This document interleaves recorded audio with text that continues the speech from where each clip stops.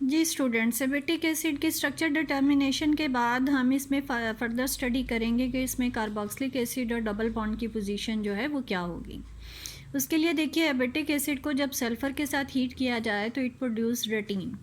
Acetic acid में 20 carbons हैं, जबकि रेटिन जो है उसमें 18 कार्बन्स हैं। इसका मतलब इसमें से 2 कार्बन जो हैं वो एलिमिनेट हुए ड्यूरिंग दिस डिहाइड्रोजिनेशन रिएक्शन। ये देखा गया कि आमतौर पर डिहाइड्रोजिनेशन रिएक्शंस में अगर कोई एंगुलर मिथाइल ग्रुप किसी कंपाउंड में मौजूद हो या फिर कार्बोक्सिलिक एसिड ग्रुप उसमें मौजूद हो तो वो उसमें से एलिमिनेट हो जाता है। सो यहाँ पर भी चूँकि 2 कार्बन एलिमिनेट हुए थे और हमने पढ़ा है कि एसिटिक एसिड में ऑलरेडी जो है वो एक कार्बोक्सिलिक एसिड ग्रुप जो है वो मौजूद है। इसका मतलब ये हुआ कि इसमें एक कार्बोक्सिलिक एसिड ग्रुप रिमूव हुआ और दूसरा ग्रुप जो इसमें से कार्बन की फॉर्म में रिमूव हुआ है, that may be the angular methyl group. So उसके बाद नेक्स्ट ये देखा गया कि acetic acid is very difficult to esterify. इसका मतलब ये हुआ कि इसमें स्टेरिफिकेशन रिएक्शन चूँकि मुश्किल है, सो कार्बोक्सिलिक ग्रुप जो है वो किसी ऐसे कार्बन के साथ अटैच है जो कि टर्शियरी कार्बन है। चूँकि वो टर्शियरी कार्बन है तो अब देखिए, बेसिक कार्बन स्केलेटन जब हम एसिटिक एसिड का देखते हैं तो ये आपके पास एक बेसिक कार्बन स्केलेटन आया एसिटिक एसिड का। इसमें सिर्फ ये 2 पोजीशंस हैं जो कि टर्शियरी कार्बन के लिए एग्जिस्ट करती हैं, जहाँ पे पॉसिबिलिटी है कि इसमें कार्बोक्सिलिक एसिड ग्रुप जो है वो इसके साथ लिंकअप होगा।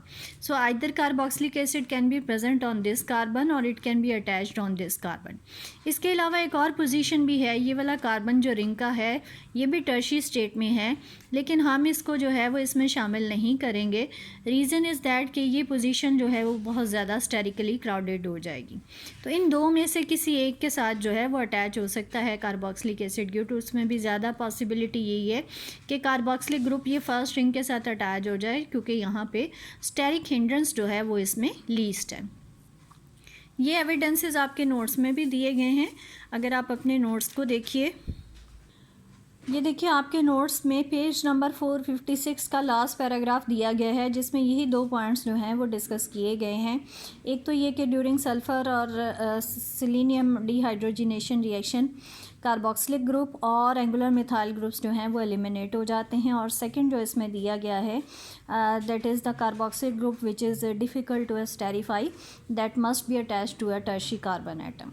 अब इन 2 पॉइंट्स को सामने रख के पोजीशन ऑफ कार्बोक्सिलिक ग्रुप जो है वो एसिटिक एसिड में कंफर्म की गई है। उसके लिए आप देखिए कि आपके नेक्स्ट पेज पर, पेज नंबर 457 पर, यहाँ पर आपको ये एक रिएक्शन सीक्वेंस दिया गया है। इसमें जो स्टार्टिंग मटेरियल आपको दिया गया है, इसमें आप देखिए कि स्टार्टिंग मटेरियल में ये आपका सारा वही कार्बन स्केलेटन है जिसमें आइसोप्रोपाइल और मिथाइल अटैच है। और देखिए, फर्स्ट रिंग के साथ जो है वो यहाँ पर कार्बोक्सिलिक एसिड ग्रुप अटैच किया गया है और एंगुलर मिथाइल फर्स्ट और सेकेंड रिंग के दरमियान जो है वो लगा दिया गया है। ये जो एंगुलर मिथाइल ग्रुप हमारे पास आया है, इस तरह से ये एक स्ट्रक्चर जो है वो एसिटिक एसिड के लिए रिपोर्ट किया गया। ये जो एसिटिक एसिड का स्ट्रक्चर है, इसकी आप देखिए ऑक्सीडेशन करवाई गई और ऑक्सीडेशन पे ये 2 हमारे पास डिफरेंट ऑक्सीडाइजिंग प्रोडक्ट्स जो हैं वो ऑक्सीडेशन प्रोडक्ट्स जो हैं वो इसमें बनी हैं। और ये जो ऑक्सीडेशन प्रोडक्ट्स हमारे पास बनी हैं, दोनों की दोनों ट्राई कार्बोक्सिलिक एसिड्स हैं। इसमें आप देखें कि बेसिकली हुआ क्या है कि जो रिंग है आपके पास वो यहाँ से ब्रेक डाउन हो गया और यहाँ पे भी COOH और यहाँ पे CH2 के साथ आगे COOH आपके पास आ गया। इसका मतलब पहले ये प्रोडक्ट बनेगी और इसकी फर्दर जब आप ऑक्सीडेशन करेंगे तो यहाँ से एक CH2 कम होके ये COOH रिंग के साथ अटैच हो गया। तो ये 2 तरह के ट्राई कार्बोक्सिलिक एसिड इसमें रिपोर्ट हुए। ये जो ट्राई कार्बोक्सिलिक एसिड हमारे पास बने, इनकी सेलेनियम के साथ जो है वो हीटिंग की गई तो उसमें से डीकार्बोक्सिलेशन हो गई। दोनों में से 3 moles of carbon dioxide eliminate हो रहे हैं और यहाँ पे जो हमारे पास प्रोडक्ट बनेगी, देखिए ये मिथाइल उसी तरह से कार्बन डाइऑक्साइड निकल गई, यहाँ से CO2 निकला तो हाइड्रोजन इसके साथ आ गई, सो यहाँ पे भी मिथाइल आ गया और यहाँ से भी COOH निकल गया, कार्बन डाइऑक्साइड निकल गई, हाइड्रोजन रिंग के साथ आ गई और मिथाइल आ गया। इस तरह से ट्राई मिथाइल बेंजीन आपके पास बन गई, which is commonly known as hemimellitene. दूसरी तरफ इस कंपाउंड की जब डीकार्बोक्सिलेशन हुई है तो उससे देखिए कार्बन डाइऑक्साइड तीनों जगह से एलिमिनेट हुई, एक मिथाइल इस कार्बन के साथ और एक मिथाइल इस कार्बन के साथ आ गया। इस तरह से डाइमिथॉक्सी बेंजीन, या इसको हम मेटाजाइलिन का नाम भी देते हैं, यह आपके पास प्रोडक्ट बन गई। अब देखिए, मेटाजाइलिन का बनना या हेमीमेलेटिन का बनना इंडिकेट कर रहा है इसमें कि आपके पास डेफिनेटली इस पोजीशन पर और इस पोजीशन पर मिथाइल होगा तो आपके पास ये मेटाजाइलिन इसमें से बन सकती थी। इसी तरह से हेमीमेलेटिन में यहाँ पे तो एक मिथाइल वैसे जनरेट हुआ डीकार्बोक्सिलेशन से, लेकिन बाकी दोनों कार्बन्स के साथ जब तक मिथाइल ऑलरेडी प्रेजेंट नहीं होंगे उस वक्त तक ये प्रोडक्ट आपके पास नहीं बन सकती। तो ये एक हमारे पास कन्फर्मेशन आ गई for the presence of angular methyl group in abietic acid कि एबिटिक एसिड में इस तरह से इसमें एंगुलर मिथाइल ग्रुप हो सकता है। इसी तरह से देखिए एक और एविडेंस इसमें जो है वो लिखा गया है, ये आप ऊपर मैंने हाईलाइट की हुई है कुछ लाइंस, इनको आप पढ़ लीजिएगा कि जब आप इस कंपाउंड नंबर 6 को जो है वो हीट करते हैं विद कंसनट्रेटेड सल्फ्यूरिक एसिड तो इसमें से 2 कार्बन डाइऑक्साइड रिलीज़ होते हैं जो कि इंडिकेट कर रहे हैं कि ये दोनों जो कार्बोक्सिलिक ग्रुप्स होंगे ये आपके टर्शियरी कार्बन के साथ जो हैं वो अटैच होंगे। तो अगर हम इस स्ट्रक्चर को देखें तो इसमें आपके पास ये वाला कार्बोक्सिलिक ग्रुप और ये दोनों कार्बोक्सिलिक ग्रुप जो हैं ये टर्शियरी कार्बन के साथ हैं, तो सिर्फ ये 2 एलिमिनेट होंगे। जब आप इस कंसनट्रेटेड सल्फ्यूरिक एसिड के साथ रिएक्ट करवाएंगे तो ये वाला इसमें से एलिमिनेट नहीं होगा। तो ये आपके पास एक एविडेंस है for the presence of angular methyl group in abietic acid. So ये पता चल गया कि इसमें आपके पास एंगुलर मिथाइल डेफिनेटली फर्स्ट और सेकंड के दरमियान ही होगा, अदरवाइज़ इसमें आपके पास ये प्रोडक्ट जो है वो ना बनती। सो ये आपके पास आ गया first evidence for the presence of angular methyl group in abietic acid. इसके नीचे ये जो सेकंड वन दिया गया है इसको आप छोड़ दीजिए, ये वाला पोर्शन आप स्किप कर दीजिए, बस एक एविडेंस आपके लिए काफ़ी है। उसके बाद जो नेक्स्ट एविडेंस है that is for the presence of carboxylic acid group in abietic acid. अब ये वाले एविडेंस को भी आप किसी हद तक रिपोर्ट कर सकते हैं कि फर्स्ट पोजीशन पे इसमें कार्बोक्सिलिक है, लेकिन एक डायरेक्ट एविडेंस जो है वो नीचे आपको इसमें दिया गया है। अगर आप ये कर लेंगे तो ये कार्बोक्सिलिक एसिड के लिए ज़्यादा बेटर एविडेंस है टू डिटर्मिन इट्स पोजीशन। जी ये नेक्स्ट पेज पर देखिए, पेज नंबर 458 पर ये एविडेंस आपको दिया गया है for the presence of carboxylic group for the presence of position of carboxylic group जो है वो आपको दिया गया है। अब इसमें आप देखिए कि in order to determine the position of carboxylic acid जो स्टार्टिंग मटेरियल आपको दिया गया है दैट इज़ मिथाइल एबिटेट आपको दे दिया गया है।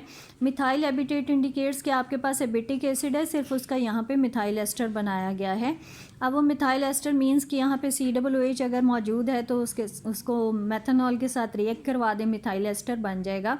यहाँ पे पूरा कंपाउंड कंप्लीट नहीं लिखा गया, आप देख रहे हैं कि चूँकि रिएक्शन सिर्फ फर्स्ट रिंग पे हो रहा है तो फर्स्ट रिंग लिख दिया गया है, बाकी सिर्फ बॉन्ड शो करके उसको मीडियम ब्रैकेट के ज़रिए से क्लोज़ कर दिया गया। आप इस तरह से लिख सकते हैं।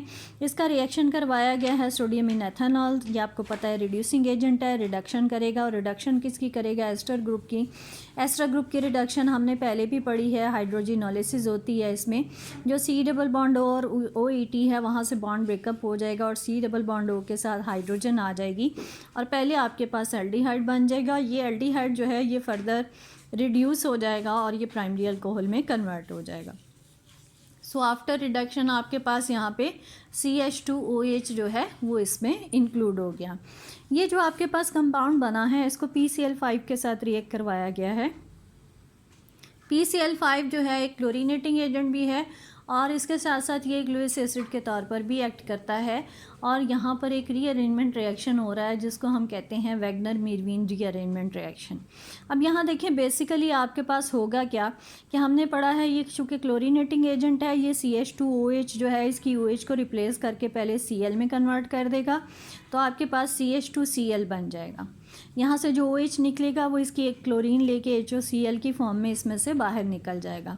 बाकी आपके पास PCl3 रह जाएगा, that will act as a Lewis acid, वो इसकी एक क्लोरीन को रिमूव कर लेगा और ये CH2 पॉजिटिव आयन में कन्वर्ट हो जाएगा विच अंडर गोज़ रीअरेंजमेंट रिएक्शन। और वो रीअरेंजमेंट क्या होगी कि ये जो मिथाइल ग्रुप है ये इस CH2 के ऊपर चला जाएगा, इस तरह से ये रिंग का कार्बन जो है वो पॉजिटिवली चार्ज हो जाएगा और नेक्स्ट स्टेप में इसमें से डीप्रोटोनेशन हो जाएगी। इस नेक्स्ट कार्बन में से जो प्रोटॉन है वो निकल जाएगा और आफ्टर डीप्रोटोनेशन ये दोनों कार्बन्स के दरमियान डबल बॉन्ड आ जाएगा।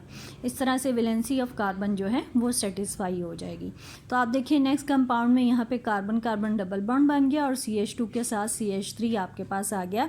ये जो आपके पास कंपाउंड बना है इसको फर्दर सल्फ़र के साथ जो है वो हीट किया गया। सल्फ़र या सिलीनियम के साथ जब भी हम हीट करेंगे वो डिहाइड्रोजिनेशन करेगा और उसके रिज़ल्ट में आपके पास जो है एरोमेटाइजेशन हो जाती है। तो बाकी दो रिंग तो पहले एरोमेटिक थे, इसकी भी एरोमेटाइजेशन हो गई और आपके पास ये प्रोडक्ट बन गई जिसको हम होमोरेटिन का नाम देते हैं। होमोरेटिन में आप देखें सिर्फ इतना सा डिफरेंस है कि यहाँ पे आपके पास कार्बन नंबर 1 पे जो है वो इथाइल ग्रुप है और जबकि रेटिन जो है उसमें इस कार्बन के साथ सिर्फ मिथाइल ग्रुप है।